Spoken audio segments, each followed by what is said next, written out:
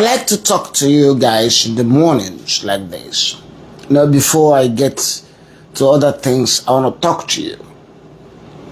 A lot of you, a lot of the people who come to my page or come to this page, they try to insinuate that this is all about making money. Nigerians, many Nigerians, not all of them, but many of them are actually very stupid people. Very stupid people. You look at my age, I'm 58, been a lawyer for 33 years, been in the law for 37 years or 40 years. I live in America. The goal is to educate you. I have to make these posts because a lot of people need to be educated. And some of the things I say, I know people don't like, some people don't like it. My problem is not just the ordinary, ignorant, illiterate that call themselves IPOB supporters or Nnamdi sympathizers. That's not my problem. They are too illiterate to bother me. The people that worry me are powerful people in government, in institutions, people who are threatened by me and my views. And the threat is not coming over the Nnamdi case. No, the threat is coming from my position on other things. My position on the abuse of the rights of women, my position on corruption, my position on ineptitude, my position on police atrocities. These are the things that threaten people, powerful people. And when they get upset, that's when I can feel some concern. But when a bunch of illiterates, who were made illiterates because their previous governments, over the years, Nigerian governments had weaponized ignorance. Nigerian government thought that in order to control the people, they will keep them ignorant. That's what they've done over the years. As a result of that, many people, many citizens of Nigeria are so dumb. It's unfortunate. The government weaponized ignorance. But then it turns around to bite the government in the butt. How does it bite the government? Social media gave power and voice to the illiterate, gave power and voice to the ignorant person. And the ignorant person is now a problem, not just to himself, but to government, to the elite. Our elites are scared. Educated Igbos know that Nnamdi Kanu's IPOB is dangerous and harmful. Educated Igbos know we cannot have Biafra by the way IPOB was going. Educated people know that IPOB is just a private industry for Nnamdi Kanu. They're raising a whole lot of money. It's power and money. Educated Igbos know that IPOB had cost the Igbos so much. There are many ways to prove it.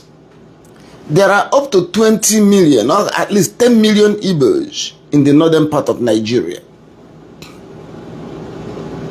There is another 10 million or more Igbos outside in the southern part of Nigeria. Let's say more than 5 million in Lagos. And then Nnamdi comes and begins to talk of Biafra in the manner he was talking of Biafra. He never considers what will happen to those Igbos in the north and in Lagos. If you get the Biafra the way you want it, Nigeria will become a foreign country to Igbos. Then Igbos in Lagos will become like Nigerians in Ghana today. And just as Ghana was recently saying that Nigerians should leave Ghana, Nigerians will still say in Lagos that the Igbos should leave Lagos. Despite all the problems and persecutions the Igbos may suffer in Lagos or Kaduna, they don't suffer immigration problem. The immigration authority is not going to the houses of the Igbos in Lagos because they were foreigners. If you have Biafra in the manner you thought, it will render 5 million Igbos in Lagos foreigners. It will render over 10 million Igbos in North, Kaduna, Kano, foreigners. And if you obtain Biafra in a violent confrontation manner, the way we are going, those Igbos could be targeted and persecuted and killed in Nigeria. Nnamdi Kanu doesn't care. Nnamdi Kanu doesn't care about anything that doesn't give him money. And he goes there talking all these things. You're killing my people. Who is killing your people? You have killed more of your people than anybody else. The Nongon men, the ESN, all these people.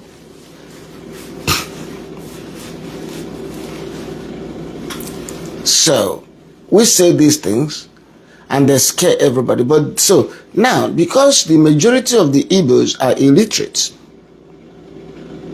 the educated ones are scared. They are scared to talk. People will say I'm talking because I'm in the US. Maybe, I admit that. I admit that if I were in Igbo land, I would probably be forced to shut up. But does that make IPOB right? No. It makes IPOB criminal. Now, it's not a question of one person. I have always known that one person cannot do anything. That is why when I look at Nnamdi Kanu, I don't hold him too much personally responsible. You created him. The illiterate, ignorant, vicious Igbo youths created Nnamdi Kanu.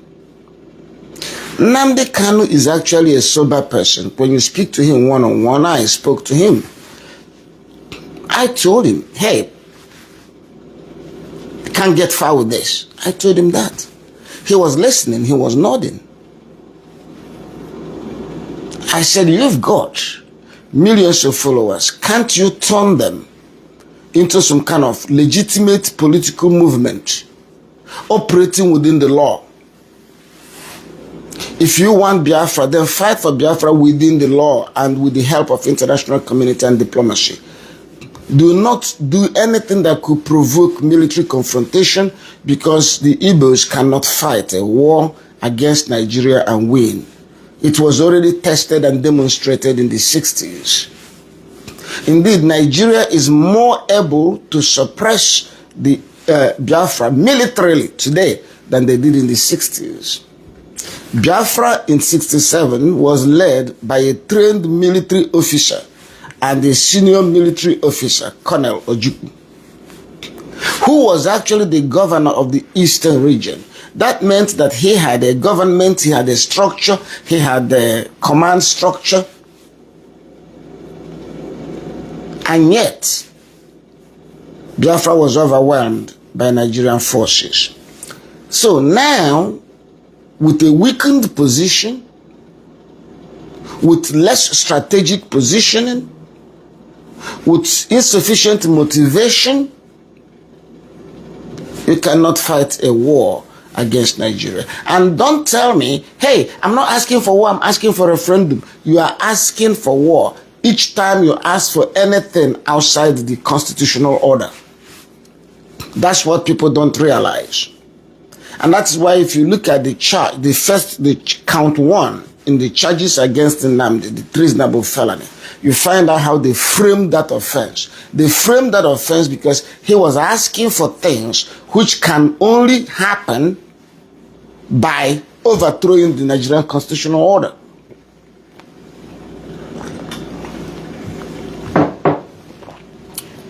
That is it. So, now, in the 60s, when the Civil War started, Ojukwu was in control of the military formation in Enugu. And there was no military formation in other parts of Port Harcourt, Onitsha,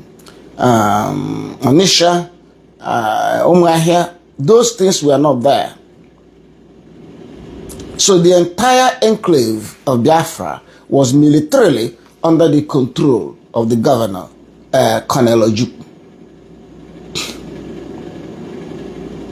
However, today, the situation is very different. 82 Division is in charge of Enugu. I don't know whether you understand the meaning of a division in the military terms.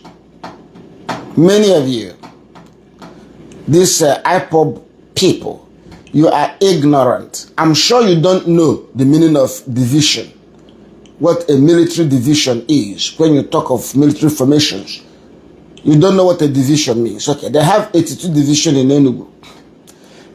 They have 6th Division in Port Harcourt. And they have so many brigades, so many minor, smaller formations in every state. So the East is very militarized, if you have common sense and you can understand. So if we were to repeat the Civil War today, Biafra will be defeated within 24 hours. Because look at it, during the 60s, the military forces that came against Biafra had to march from the north long distance before they got to the borders of Nsukka angle, and then Ikotepene angle, and then the third amphibious move had to move from Lagos. They're called amphibious because there was no way they could get to Port Harcourt except through water. And they made that incursion, and that's even created some resistance.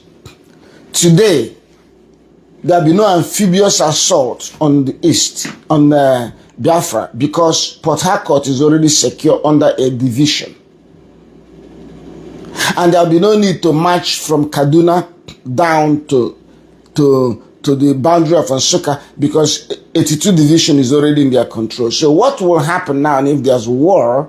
By the way, for your information, a military division is a military formation that has sufficient capacity to wage war. I don't know if you understand what I mean. That is, they have all it takes to wage war. It is a complete set of structure for war effort. It's not just a military formation where you just send an attack and come back. No, they have the capacity, the equipment, the supply structure, the command structure to wage war independently. In other words, a division can fight war without help from any other division. They are a self-sufficient war machine. If you understand these things, but I know you don't understand it. You watch your Nollywood movie and you think that is life. You think that's reality. So now you have 82 Division moving. They secure Enugu immediately and they begin to march down towards Umuahia and Owerri. And you have the 6th Division in Port Harcourt, which secures that axis and begins to march forward. If you have seen a modern tank, you know what a tank is?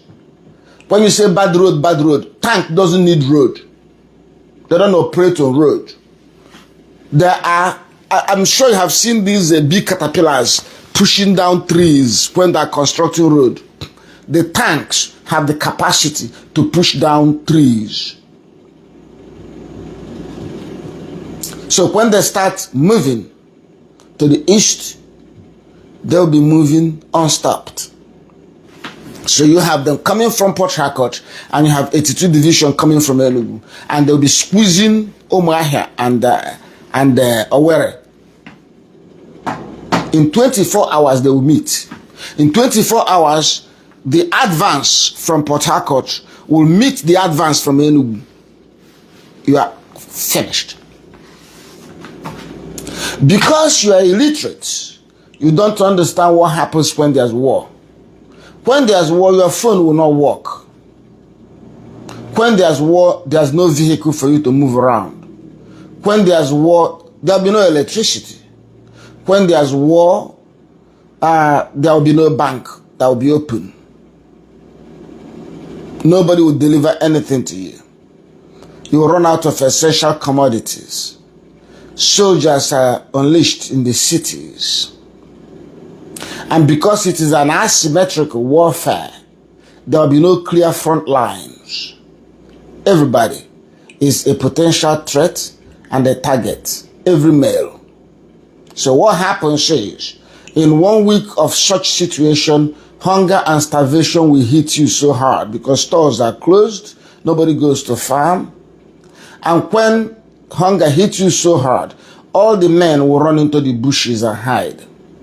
Initially, the women will run into the bushes as well, but after a while, they will start coming out because soldiers will not shoot at women immediately.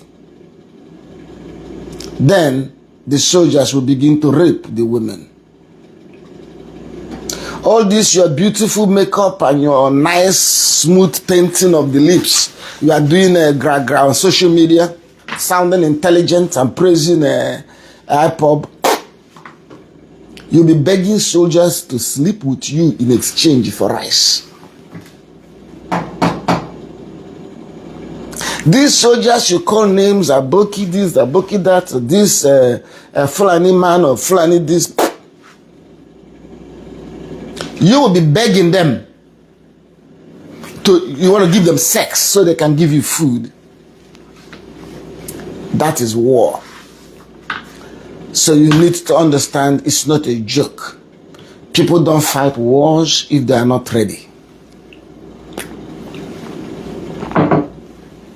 And people don't provoke war if they can't fight it. So when you try to mock me and say I'm making money on this, that is stupid. Do you know where I am? Do you know who I am? Or you say, well, I'm making this post to make myself relevant to trend with Nnamdi. That is so dumb either. Also, because I had the opportunity of representing Nnamdi and I helped him. Oh yes, I helped him. I stood next to him and we took pictures in courts. If I want to trend with his name, I could do that way. But by the way, who do you think I can trend with? By associating with myself with Nnamdi. I can only trend with stupid people. And I don't want to trend with stupid people. I don't want to be liked by stupid people. Indeed, it's very annoying when I see somebody and he likes me and I say, why do you like me? He said, I like you because you are supporting a Biafra. I say, shut up. I'm not supporting any Biafra. No. The Biafra that can come through IPOB will be a very dangerous country. Very extremely dangerous country. In all these things Nnamdi Kanu is doing, preaching, talking on social media, has he ever given you any sample constitution? Don't you know that when you are asking for a major political reformulation, you have to be guided by a manifesto or some principles, statement of principles, or by a proposed constitution? Have you ever seen a proposed constitution to guide the Biafra for IPOB? Because you don't have a proposed constitution, you don't know what will happen if we get Biafra. You don't know whether Biafra will be a democracy. You don't know whether Biafra will be a theocracy. Since you call Nnamdi a prophet, maybe Biafra will be a theocracy. You don't know whether Biafra will be a military dictatorship, since you call him emperor or supreme leader. You address him the way they address the leader of North Korea. Then you address him the way they address the leader of Iran, spiritual head. Then you address him. So we don't know. I cannot support anything I don't know. So what will Nnamdi be? President, emperor, general, or just supreme leader? or prophet or Ayatollah? We don't know. Okay, what will be the rights of women in your Biafra? What will be the rights of women in your Biafra? Will your Biafra support polygamy? Will your Biafra support equal rights for women? We don't know. So we can't support Biafra until we know. We can't support that. Now, what will be the relationship between Biafra and its neighbors? Will it grant equal rights to Biafran minorities if there are Biafran minorities? Okay, how would we deal with different communities in Biafra land? Will Abia states claim, Abia people claim to be the superior in the Igbo land because their supreme leader will come from Abia state? Will Abia state treat the people of Nsukka as equal? Will Biafra allow an Ijo, assuming Ijo people become part of Biafra, will you allow an Ijo person to become president of Biafra? What language would they be speaking? What would be the official language in Biafra? If it becomes Igbo, will you force Ijo people, Efik people, to speak Igbo? So these are things that are supposed to be addressed in a constitutional format, formulation and proposal for any country you want to create. To jump out there and begin to say we want Biafra, Biafra, Biafra, and some monkeys begin to follow you. Do you think we live in Stone Age? There are intelligent people.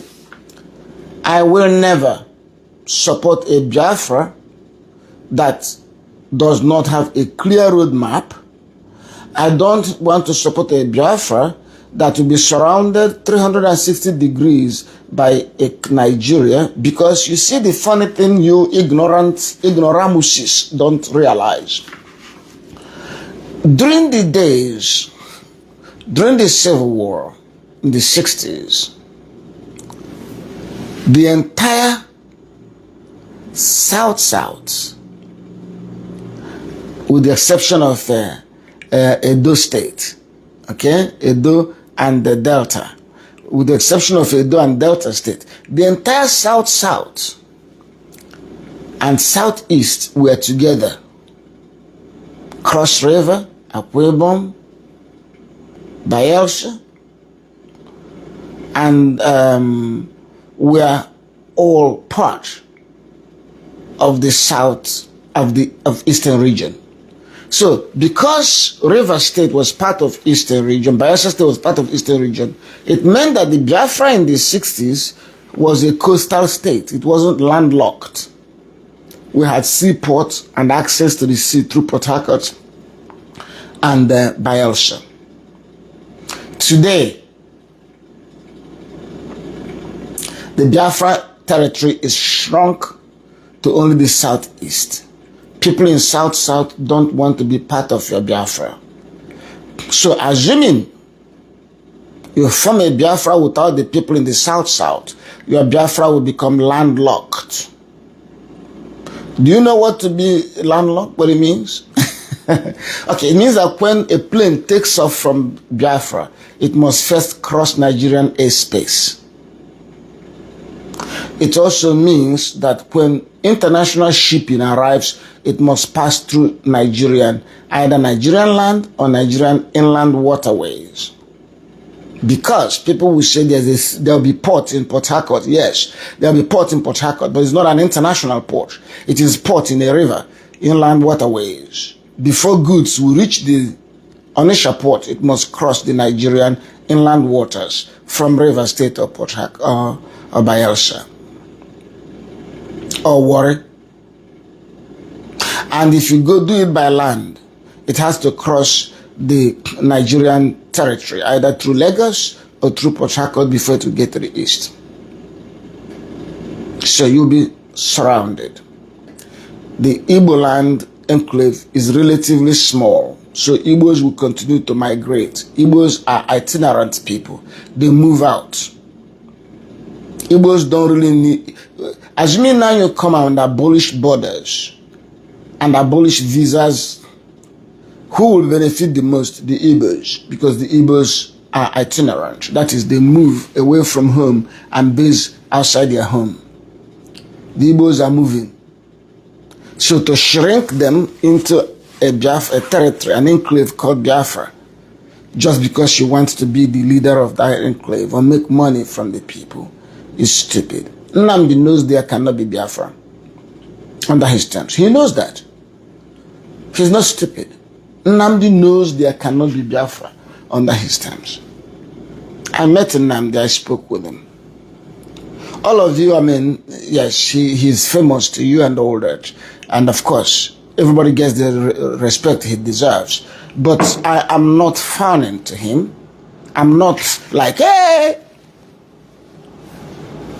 Nnamdi was born 1967, early 1967.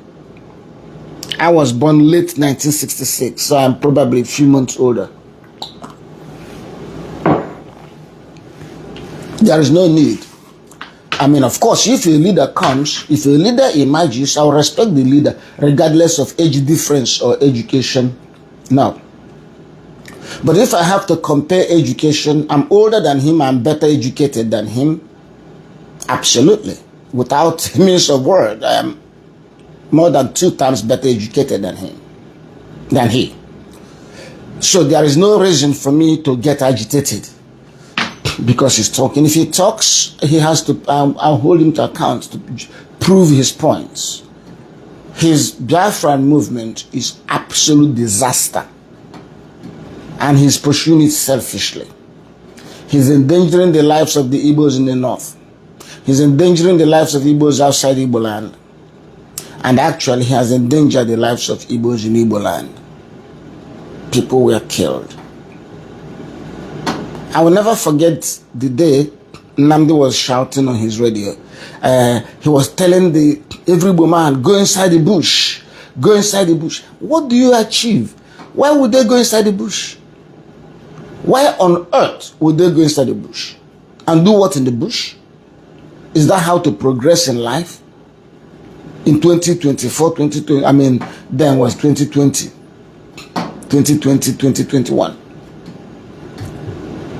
And also, because many of you are not smart, you thought that Nnamdi would not be captured and arrested and prosecuted. That's stupid. He would be. Eba was arrested.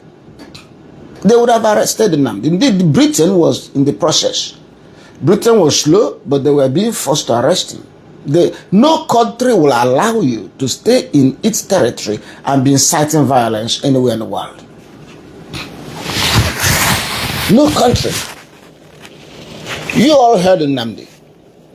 During the NSAS, he was directing operations, calling the shots, telling people what to do, who to attack, where to go. That's a fact. All those things are in evidence in court. The prosecution were able to set them there. He understood that the evidence against him was very powerful. So that's why his lawyers said he was boasting. His lawyers argued that he was boasting, that it was all a boast. In other words, they are walking back from his statement. They want to deny his statement. I mean, the best thing would have been that, oh, he never made that statement. That was not his statement. That wasn't his statement. It is AI, it's somebody else. But they knew they couldn't say that. So they admitted he made those statements. They shifted to interpreting the meaning of those statements.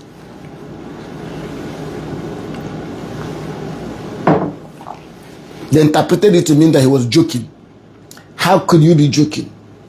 Anyway, whether he was joking or not is now obvious, because he has taken over his own defense, and he has continued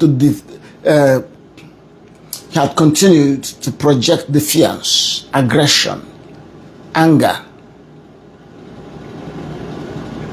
He's fighting the judge. He's fighting the court. He's fighting his lawyers. He's shaking up everybody. And the fools are celebrating. The fools are out there cheering him. Onyendu. Listen, I blame Nigerian government. They handled the case very poorly. Very poorly. I don't know what was on their mind. It must be corruption. The DSSO, the Attorney General's office, the prosecutions, I think it's corruption. Otherwise, there's clear evidence, very clear and compelling evidence. In 2 weeks' time, you finish trial. Simple. But they don't want to finish trial. The DSS wants bigger votes, more money for them, so they can claim to be fighting the unknown gunmen in the East. Money will be pumped into them to be embezzled. The police will say, hey, we need operations in the Southeast, the unknown gunmen, we need more money. They pump money, they embezzle it. The military, oh, our operations are, multifaceted, we are fighting in the pump money, they embezzle it. They want this money to be coming, so they'll be embezzling it. So they're dragging up and messing up all these things. If you have serious people in government, they'll shut down this entire thing. Who is Nnamdi? Who is the unknown gunmen? How can a government even shamelessly admit that gunmen are unknown? How can they be unknown gunmen? Why don't we have unknown coup plotters? So when the government wants to catch people, they will know them. When they want to aid the crime, the insurgency, the violence is an industry putting millions of dollars in the pockets of Nigerian government officials. That's a fact. And because of that, they will never want that insurgency to end. Mr. President, the ball is in your court. If I were the president, very simple. The president knows what to do. Just call the army staff, sit them down, give them 1 week. Tell them you will fire them in 1 week if you don't see results. A minute, you see results. Look at how a mere threat by the US is shaking the whole country. People are running. In other words, Nigeria is showing more interest in this whole thing just because of a threat from the US. That meant that Nigeria was not serious all this while. Just because military operation was mentioned, they are shaking. The northern leaders, the religious leaders having meetings, the nonsense. If you don't want to sit up, the world will help you sit up. Absolutely. All those governors in the north supporting all this Shariaization of, very simple. What are we talking about? Arrest them. If the US comes in and picks up 3 of the governors and tries them here, everybody will sit up. I mean, it's very drastic. I don't encourage military operations because it has ramifications in international law. And being a student of international law, I don't endorse it. However, we face extraordinary circumstances, extraordinary periods. If Nigerian government is so inept, unable to control the situation, you know what to do. Don't even waste time. Don't even waste time. Take out anybody you think is this thing. You've done it. You did it in Iraq. You took out General Suleiman. I'm not saying doing it was right, but at least you demonstrate capacity to take out these people. You track their phones. America has capacity to track phones. You know the calls. You know who is calling, who you know where they're. All of you, Nigerian leaders, they know where you are. The Americans know the bed you slept in last night. They are not stupid. They have the most advanced systems. Satellite monitoring, satellite imaging. They are there. They know when you enter your bedroom and turn on the light. They have capacity, assets that will track those things. So since you don't want to sit up and do the right thing and stop this nonsense, instead you are benefiting from violence, you are commercializing violence.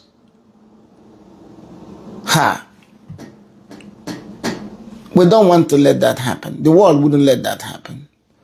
I hope that the Americans should be serious, because all these talks, all these things Nigerians are doing, even right now, Nigerians are not serious enough. They're just pretending. They just want to pretend to be doing something. No. Americans will understand that until they act, nobody's going to take it seriously. Take out one of them, two of them. He's gone. And you explain why you did it. He was going to meet the terrorists. He had money to meet the terrorists. We know he was going to do that. And we took him out. You know. Anyway, so I was actually going to, the purpose of this talk was going to be about the Kuje prison, but I deviated into something very passionate to me.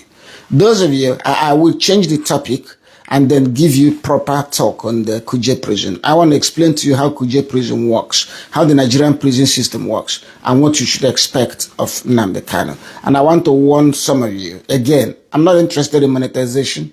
By the way, this live update does not carry monetization. A lot of the things I do don't carry monetization. I deliberately avoid monetization because what is important to me is the message I'm passing across. If the message is good, monetization can wait. Do you understand it? I'm not interested in monetization. If, assuming now they give me $5,000, what is that to me? What am I going to do with that? $5,000 is big for you when you live in Nigeria, but here it's nothing. It won't pay my bill for 1 month.